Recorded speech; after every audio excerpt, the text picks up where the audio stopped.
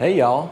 Well, as much as I hate to say it, it is time to start working my way back toward the United States for about 2 months. I have to leave my new condo home in Jomtien. So this morning I am going to call a Bolt and go to the Jomtien bus station, and from there I'll take the bus to the airport. And I'll adventure around Bangkok from that point on.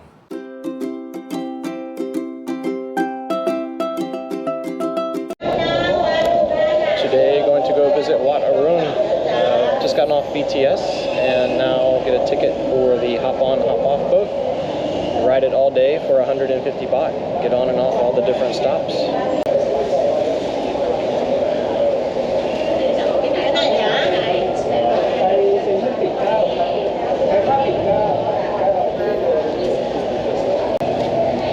All-day river pass, hop-on, hop-off.